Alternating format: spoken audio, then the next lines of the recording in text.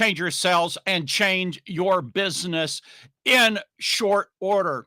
Grab your pen, grab your paper, grab a notepad. We're going to jump and dive right in. I'm talking about my own life, how direct response marketing changed my life and how it can change your life. Number one, it can show you how to target the people who are going to buy your product or service.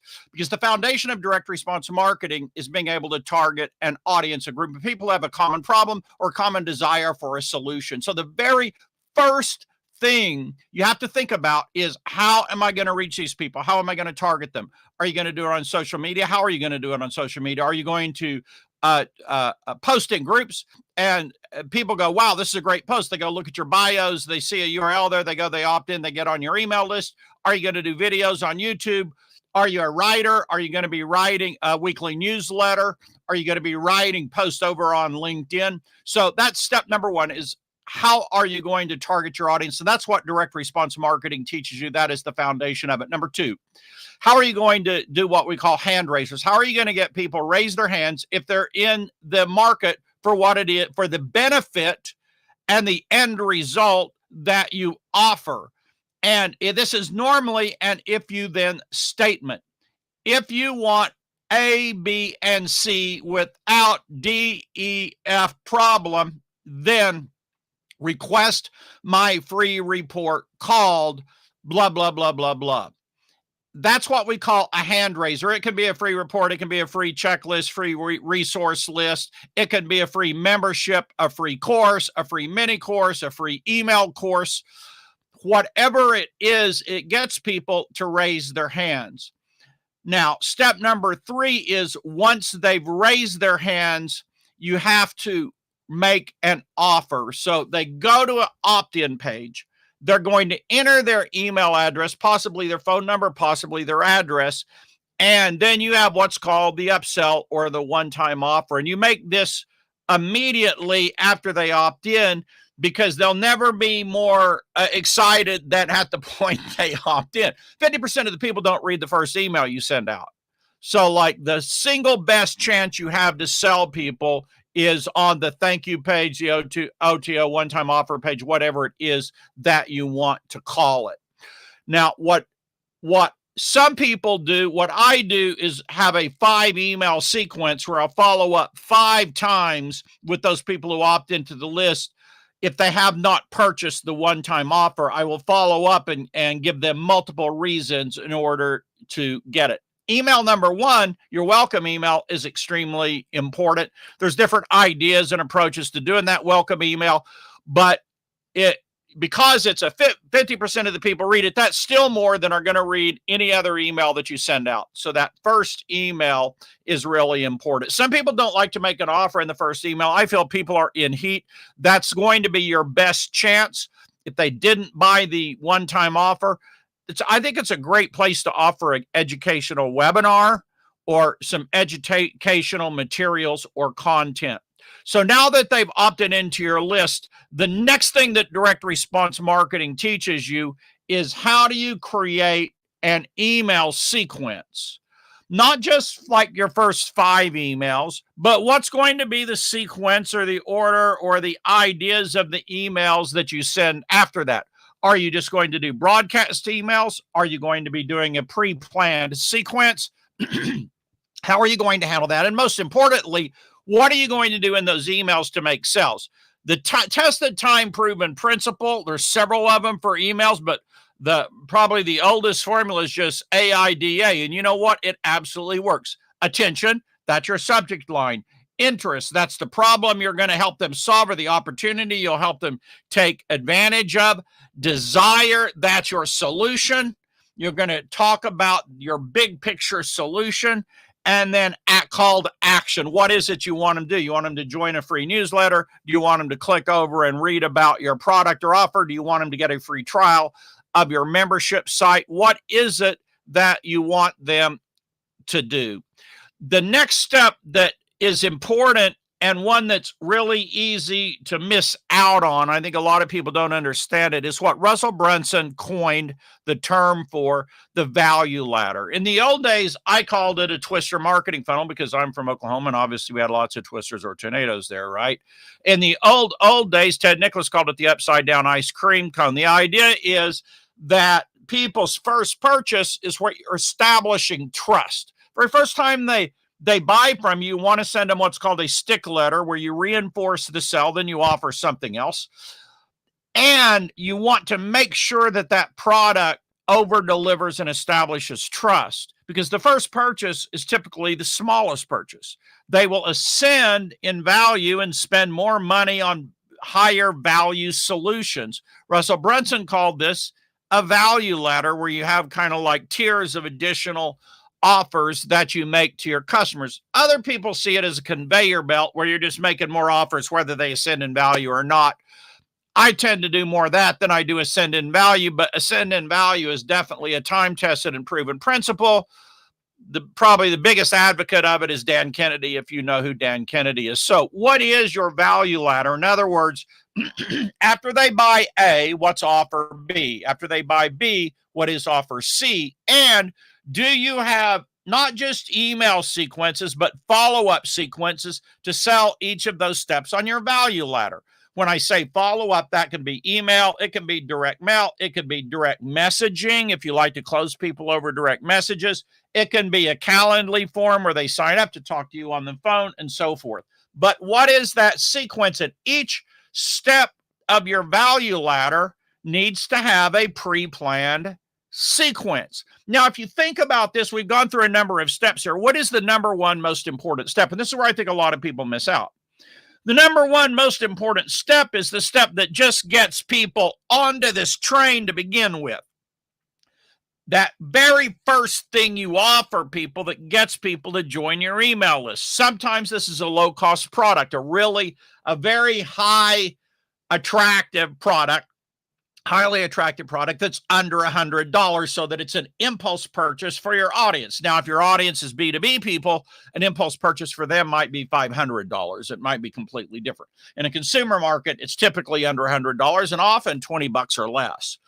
But that very first offer, whether it's a low-cost impulse purchase paid offer or your freebie, and a lot of people try to do as little as humanly possible on their freebie. I'm going to do a checklist. I'm going to write it with AI. Well, that's okay, but is that going to blow your customer away? And is that going to develop confidence and trust?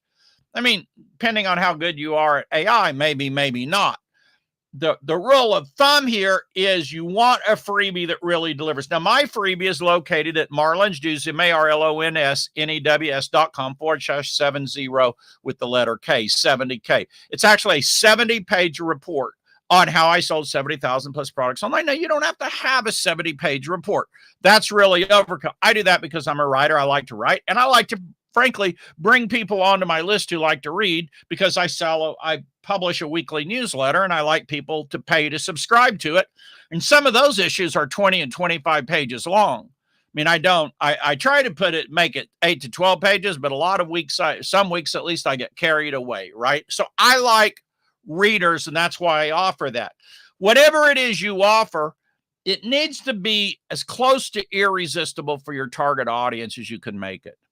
And for myself personally, I know I have a new thing that I want to create for my target audience to get them onto my email list that I feel is going to be absolutely irresistible. I think it's going to be just killer. So I think a lot of people put way too little effort in that front end. And they probably think a lot about, okay, what are we going to sell them? Where are we going to sell it to? But they don't put enough thought or effort into how are you going to get them into the funnel, into the sequence, whatever you want to call it, to begin with. How are you going to get them there? Lead Gen J is a video on his YouTube channel I highly recommend about lead magnets, and he goes way over the top. For example, he's bought software companies or programs, I don't know which, bought them so that he could have people sign up for free and get access to a program that people would normally have to pay for. That's just an amazing idea. Just I'm sure his opt-in rate on those are like 70% because I had a friend once who had custom programmed a thing that would analyze your handwriting. He's a famous handwriting analyst, and it was called Sherlock. And his name's Bart Baggett. He got so many freaking opt-ins from that little software program and so much word of mouth from creating that. So what I'm saying is a lot of people do underkill on their freebies. Another one that Lee Gen J had was giving away like multiple things that are the most attractive you can come up with. Like he gives away 8 million emails that you can cold email. Now, I'm not a fan of cold emailing 8 million people at all. I think that falls in the category of spam. But having said that, a lot of people are like, oh my gosh, 8 million, I gotta get this thing, it's free, this is the best thing since sliced bread, right? I guess that's called giving people what they want, right? It's giving people what they want. So anyway, but I love the concept. The idea is he went in and not trying to say how little can I offer people to get them into my funnel. His approach is how much can I offer?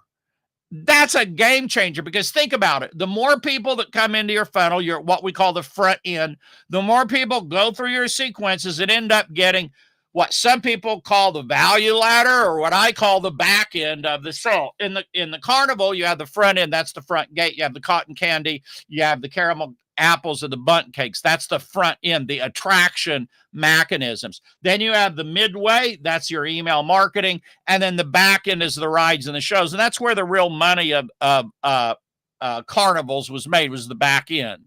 So the money's in the back end, the value ladder or the higher margin products and services that you sell people. Another thing, and this will be the last one that direct response can help you with, is your webinar, your video sales letter, or your sales letter that helps you turn automatically prospects into sales. So if you have an automated webinar 24/7, it can be turning people into sales for you.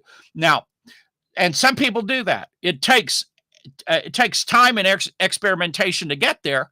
But once you get there, that's a sweet thing. Another thing is the VSL, the video sales letter. Really great video sales letter will convert a certain percentage of people every time, right? Just like clockwork every time. Same thing with the sales page. So direct response marketing, though, shows you how to take AIDA and then blow that up. I teach a 12-step formula, right? Shows you how to take and blow that up.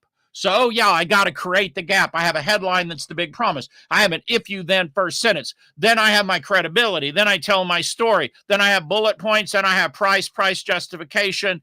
I have bonuses and a value build. Then I have a price drop. I have the urgency and the deadline, reason to act now, and the guarantee. That's kind of like roughly a 12-step formula, right?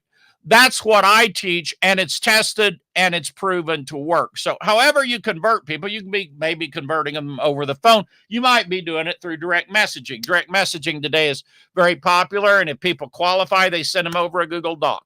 Works gangbusters. People make a lot of big ticket sales that way. So I love direct response marketing. In the old days, you did what was called branding. You didn't care about the response. You were just running ads and getting your name out there. I'm getting awareness. I'm just getting my name out there. With direct response marketing, we actually know how many leads we're generating, the percentage we're converting to sales, how many are upgrading. We know the value of our lifetime value of our customer. We know the 30-day value of our customer, the 90-day value of our customers.